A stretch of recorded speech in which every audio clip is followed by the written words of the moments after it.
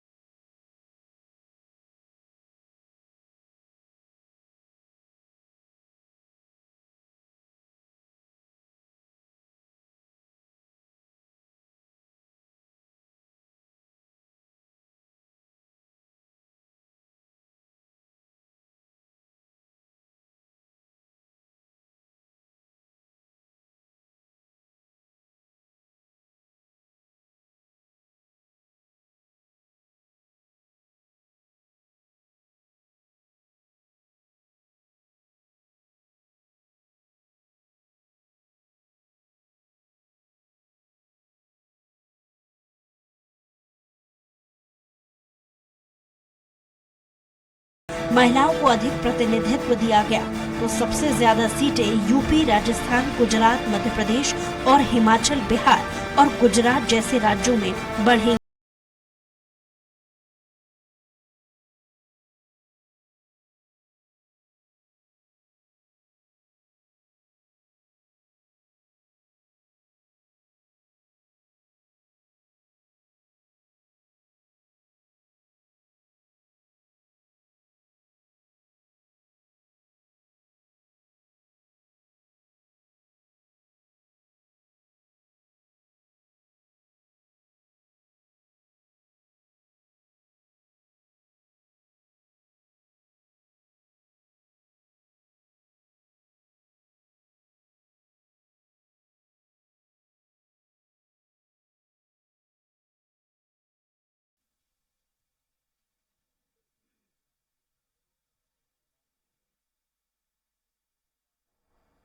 अठारह है, यानी कि प्रत्याशी 34 जीते 3, 28 में से 6, ये जो आंकड़ा रहा है लोकसभा में महिलाओं सांसदों का साल, संख्या और प्रतिशत में हम आपको दिखा रहे हैं।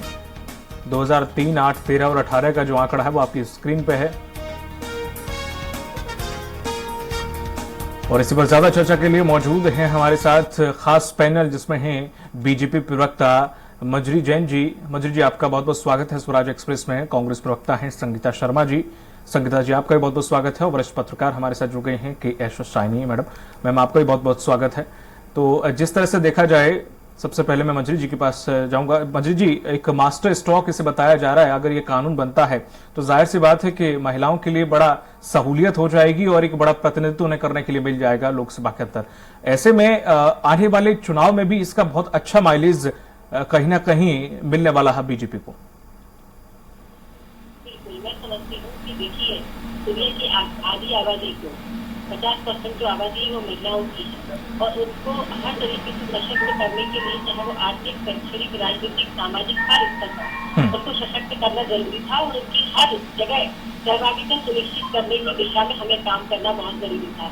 मैं समझती हूँ कि भारतीय जनता पार्टी की सरकारों ने, चाहे वो मध्य प्रदेश में रही हो, चाहे वो केंद्र में रही हो, हमेशा महिलाओं के सशक्तिकरण के लिए जो जो कदम उठाने चाहिए थे वो उठाए थे और उसी में ये कदम बहुत ही ऐतिहासिक, और मैं समझती हूँ कि इतिहास के स्वर्णिम अक्षरों में लिखा जाएगा कि हम अब 33% आरक्षण लोकसभा और विधानसभा में लेकर आ रहे हैं। निश्चित तौर पर जो मेरे सामने कांग्रेस की प्रवक्ता है और जो वरिष्ठ पत्रकार है, मैं उनको भी इसकी बधाई देती हूँ कि हम सब महिलाओं के सशक्तिकरण के लिए ये एक बहुत ही अच्छा कदम है और मिलकर अच्छा साबित होगा।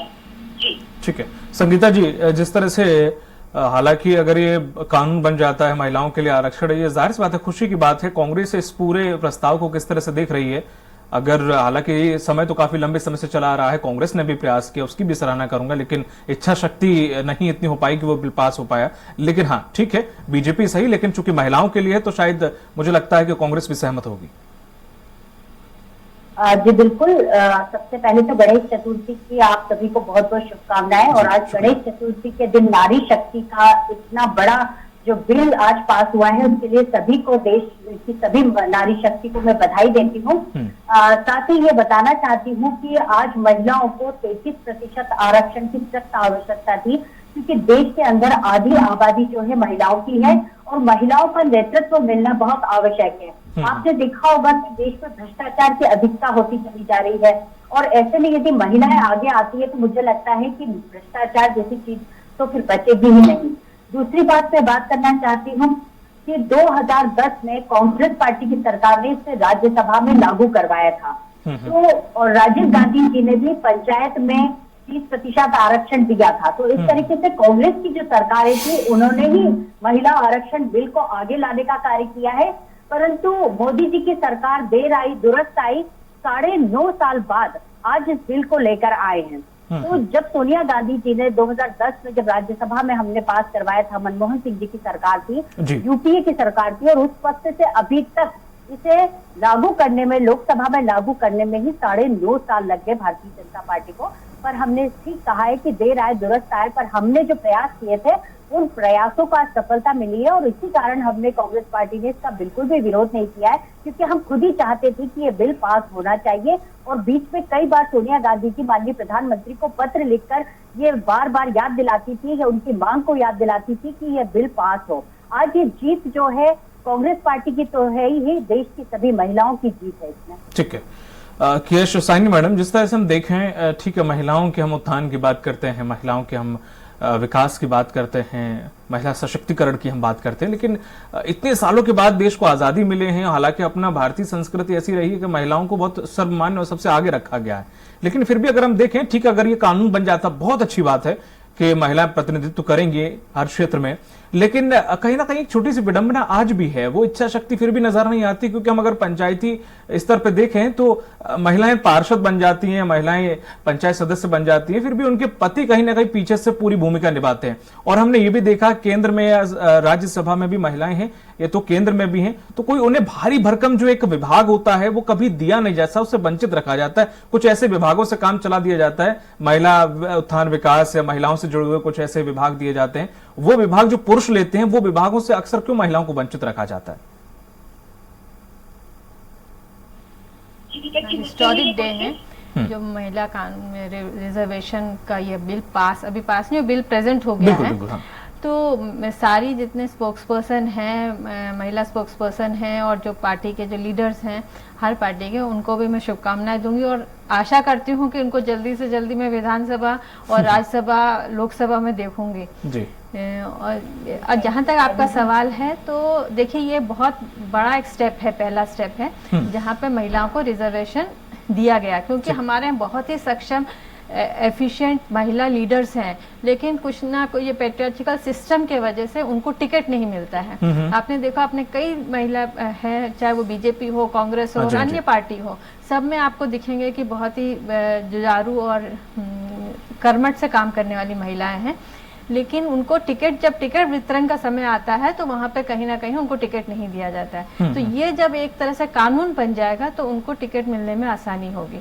और जहां तक अपने पंचायत और इसकी बात कही है, तो आपने ये देखिए, ये एक प्रोसेस होता है, आपको लीडर्स को तैयार करना पड़ता है। तो जो महिलाएं एकदम आती हैं फ्रंट में, तो वो कभी कभी अपना जो वर्क एग्जीक्यूट करने में उन्हें डर रहता है, उन्हें कभी भी फेस नहीं किया है। तो वो जो एक्सपीरियंस है समय के, जैसे आप देखोगे शुरू में तो पति सरपंच और ये खूब चलता था, लेकिन आज वही महिलाएं आगे आके स्वयं से काम कर रही हैं। तो ये स्लो प्रोसेस है, लेकिन इससे काफी ज्यादा सक्षम, जब महिलाएं सक्षम होती हैं तो वो अपने फिर कैलिबर उनका बाहर आता है। तो मौका देना पहले जरूरी है। तो ये जो कानून बनता है उससे पहले मौका मिलता है, उसके बाद फिर उनकी जो कैलिबर है या टैलेंट है वो दिखाई देता है समाज को, और घरों सभी जगह उनका कैलिबर का पता चलता है। ठीक है मंजरी जी, जिस तरह से देखा जाए, ठीक है, एक बिल प्रस्ताव पास कराने के लिए रखा गया है और होप्स हो कि हो भी जाएगा और हो भी जाए, बहुत सहूलियत हो जाएगी। लेकिन एक सवाल ये खड़ा, पक्षी आरोप लगाता रहा है कि बीजेपी महिलाओं को टिकट देने में संकोच करती है या फिर बहुत कम टिकट देती है, जहां उन्हें लगता है कि बहुत जरूरी है वहीं टिकट देती है। अगर आप कांग्रेस की बात करो तो अभी रिसेंटली आपने अगर चुनाव देखा हो यूपी का, प्रियंका गांधी ने वहां पर लगभग महिलाएं पूरे मैदान में उतार दी थी, लगभग महिलाएं यूपी में थी, लेकिन वो एक्सपेरिमेंट हालांकि सफल नहीं रहा, वो अलग बात है। लेकिन कहीं ना कहीं कांग्रेस इस चीज की पहल कोई आरक्षण ना होते हुए भी करती रही है। देखिए, कांग्रेस ने पहल की, लेकिन कमजोर इच्छा शक्ति के साथ की। उन्होंने बिल लेकर आए, लेकिन राज्यसभा में ही बात हो पाए, लोकसभा में क्यों नहीं आ पाए, जबकि बहुमत जिनका था। तो मेरी बहन जो संगीता जी कह रही थी, उन्होंने ये बताना चाहती कि कमजोर इच्छा शक्ति के साथ कोई भी काम करते तो वो कभी सफल नहीं होता।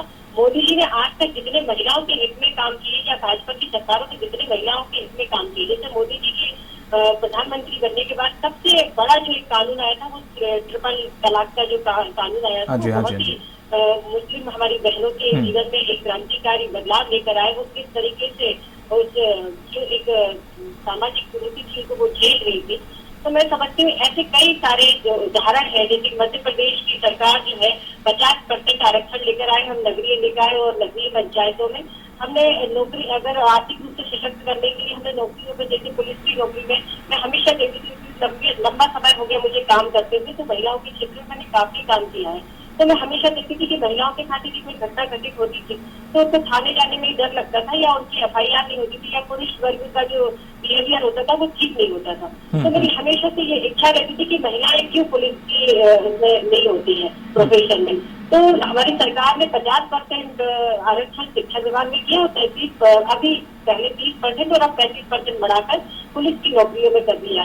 तो वो देखकर इतना अच्छा लगता है कि हमारी बहनें भी, हमारी बेटियां भी आज वर्दी में होती है और जब महिलाओं के साथ कुछ घटित होता है तो वो उनकी बात अच्छे से सुन पाती है। तो मैं समझती हूँ कि जितने भी काम जो महिलाओं के क्षेत्र में सरकारों ने किए हैं वो बहुत अच्छे कार्य किए हैं, चाहे वो हम मातृत्व वंदन योजना या उज्ज्वला के तहत ही देख रहे हैं, या जो PM आवास है, ऐसे बहुत सारे क्रम दर क्रम हम जो काम करते, हमारी सरकारें जो काम करती है महिलाओं को सशक्त बनाने के लिए, तो वो बहुत ही सराहनीय है और उनका हम सबको स्वागत करना चाहिए। सभी बहनों को मिलकर उसका स्वागत करना चाहिए। मैं समझती हूँ इसको दलगत राजनीति से उठकर बात करनी चाहिए। तो जो सरकारों ने काम किए हैं महिलाओं के हित में, तो संगीता जी को भी उसका स्वागत करना चाहिए। उसमें कुछ इस तरीके की बातें नेगेटिव नहीं करना चाहिए कि हमारी पार्टी ने ये किया या वो किया। बस क्योंकि अगर मोदी जी काम कर रहे हैं तो आपको उनकी खुलकर तारीफ करनी चाहिए। जी बिल्कुल संगीता जी, जैसे आपने ही कहा कि इसकी शुरुआत हमने की थी, चाहे फिर वो बहुत सारी ऐसे GST ले लो, चाहे फिर ये ले लो, आप हमेशा से कहते रहेंगे इसकी शुरुआत मैंने की, लेकिन उसका अमली जामा BJP ने पहना है और उन्हें इसका फायदा भी मिला। तो कहीं ना कहीं चुनाव नजदीक हैं और ऐसे में बहुत बड़ा स्टेप है। ठीक है, महिलाओं के लिए है, महिलाएं इसमें बड़ा आगे चल के देखने के में आली हैं लोकसभा के अंदर, राज्यसभा के अंदर, लेकिन अब सवाल ये खड़ा होता है इसका चुनाव में क्या असर पड़ने वाला है? देखिए, जो भाजपा प्रवक्ता बैठी है उन्होंने अभी कहा कि दलगत राज से ऊपर उठना चाहिए। तो मैं इनसे यही कहना चाहती हूँ कि दलगत राजनीति से उन्हें भी ऊपर उठाना चाहिए।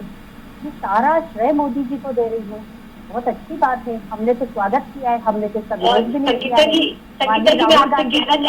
माननीय राहुल गांधी जी ने कहा कि दलगत राजनीति से ऊपर उठकर महिला आरक्षण बिल का हम स्वागत करेंगे, इसका विरोध नहीं करेंगे। ना हमने विरोध किया है, ना मैं आज एज ए पार्टी प्रवक्ता मैं ना आज यहाँ विरोध कर रही हूँ, ना हमारे देश के एक नेता ने विरोध किया है। परंतु जिस तरीके से भारतीय जनता पार्टी के नेता प्रोपोगेंडा कर रहे हैं कि मोदी जी ने किया, धन्यवाद मोदी जी, और आप प्रवक्ता बहन जो बैठी है इनको भी धन्यवाद। मेरा सिर्फ इतना उद्देश्य था कि इतिहास को बिगाड़ा नहीं जाता, इतिहास को उजाड़ा नहीं जाता। दो शब्द यदि इतिहास में लिखी हुई है तो उनको कहने में क्या हर्ज है। मैं तो कहती हूँ कि भारतीय जनता पार्टी के प्रवक्ता को इस डिबेट को शुरू करने से पहले ये कहना चाहिए था कि कांग्रेस पार्टी UPA सरकार को धन्यवाद जो राज्यसभा में पहले से पास करवा चुकी है। राजीव गांधी जी को धन्यवाद दे देना चाहिए था कि राजीव गांधी जी ने इसकी शुरुआत की थी पंचायती राज से।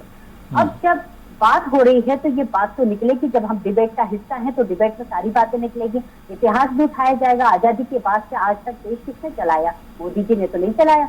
संगीता जी, थोड़ा संक्षिप्त में, समय कम है चूंकि समय कम है। मैं थोड़ा सा भाजपा प्रवक्ता को इतना ही बता देना चाहती हूँ कि इतिहास को छोड़कर आज की उपलब्धि पर इतना प्रोपेगेंडा करना ठीक नहीं है। और जैसा कि आपने मुझसे अभी सवाल किया है कि इसका फायदा किसको मिलेगा, तो सबसे बड़ा फायदा तो हम देश की महिलाओं को मिलेगा, जो महिलाएं प्रतिनिधित्व करना चाहती थी और किसी कारणवश उन्हें प्रतिनिधित्व करने का मौका नहीं मिलता था। जैसे हम लोग आज तीनों बहनें यहाँ पर बैठी हैं, कहीं ना कहीं अपने अपने क्षेत्र में संघर्ष कर रहे हैं। कई वर्ष हमने अपनी पार्टी को दिए हैं, कई दिनों से हम पार्टी की सेवा कर रहे हैं। हमारी भी इच्छा होती है कि हमें भी प्रतिनिधित्व मिले, और उस प्रतिनिधित्व के लिए आज जो बिल पास हुआ है, उस बिल को लेकर जो अधिनियम बनने जा रहा है, उस बिल के लिए हम लोग बहुत खुश हैं। हम चाहते हैं कि हम सब बहनों को इसका प्रतिनिधित्व मिले और हम लोकसभा में, राज्यसभा में जाकर हमारी महिलाओं की बातों को सामने रखें। आज जब महिलाओं की बात आती है तो मध्य प्रदेश महिलाओं के अपराधों में नंबर 1 पर है। ये कहते पुलिस भर्ती में महिलाओं को लेकर। संगीता मैडम थोड़ा सा ये मुद्दा नहीं है आज का, मुद्दा ये नहीं है। मुद्दा सिर्फ महिला आरक्षण से, महिलाओं के उत्थान को लेकर मुद्दा था। ठीक है, मैं चूंकि समय का अभाव इसलिए माफी चाहूंगा, मैं आपको रोक रहा हूँ।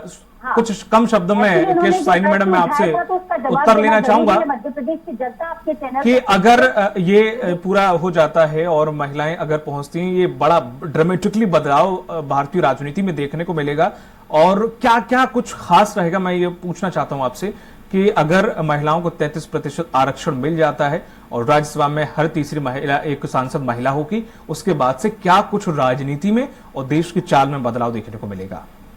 दीपक जी, एक तो पहली बार आपका जो सवाल था कि जो महिलाएं चुन के आती हैं विधानसभा में या तो उनको इस तरह के पोर्टफोलियो नहीं मिलते हैं और छोटे मोटे पोर्टफोलियो। तो मैं आपको ये ध्यान दिलाना चाहूंगी, अभी निर्मला सीतारमण जो है वो हमारे वित्त मंत्री हैं, सुषमा स्वराज जो है वो फॉरेन मिनिस्टर रही हैं, निर्मला सीतारमण डिफेंस मिनिस्टर रही हैं। तो ऐसा नहीं, और उन्होंने बहुत खूबी से अपना जो कार्य निर्वहन किया है। इस तरह से नहीं देखा जा सकता कि महिलाओं को पोर्टफोलियो नहीं देते, दिया है तो उन्होंने अपना कार्य अच्छे से किया है। जहां तक ये आरक्षण अगर हो जाता है तो ये बहुत ही ऐतिहासिक वो रहेगा, मूवमेंट रहेगा। हमारे विधान जो भी पार्लियामेंट है जहां लॉ मेकिंग है, लॉ मेकर्स बनेंगे, अगर हर 2 व्यक्ति में एक महिला होगी और जितना लॉ बनेंगे उसमें उनका निर्णय लेने का उनका योगदान रहेगा उनका। तो ये एक बहुत ही बड़ा सामाजिक बदलाव लेके आएगा। बाकी तो बदलाव रहेंगे, उसके अलावा सामाजिक बदलाव आएंगे क्योंकि महिलाओं को देखने का तरीका अलग होता है। जो बिल पास होंगे उसमें उनका जो भी विचार होंगे उसमें दिखेगा। तो ये एक बहुत ही निर्णायक मोमेंट होगा और हिस्टोरिक मोमेंट होगा। बिल्कुल। और इस पर चर्चा में शामिल होने के लिए मंजरी जी आपका, संगीता जी आपका, केशव साइनी मैडम आपका, आप तीनों लोगों का बहुत बहुत शुक्रिया। तो जिस तरह से अगर यह अधिनियम पास होने के बाद कानून बन जाता है और लोकसभा में हर तीसरी सांसद अगर महिला होगी तो जाहिर सी बात है कि महिलाओं के लिए सहूलियत होगी, महिला प्रतिनिधित्व करेंगी देश का। और ज्यादा जिस विभाग में अभी कहा जा रहा है कि कुछ विभाग मिल पाते हैं, एक बड़े बड़े विभागों में भी महिलाएं नजर आएंगी और अपना कार्य बड़ी अच्छी तरीके से निभाएंगी। अब ये देखने वाली बात होगी, एक बड़ा ऐतिहासिक दिन आज इसको कहा जा रहा है। मुझे दीजिए इजाजत, नमस्कार।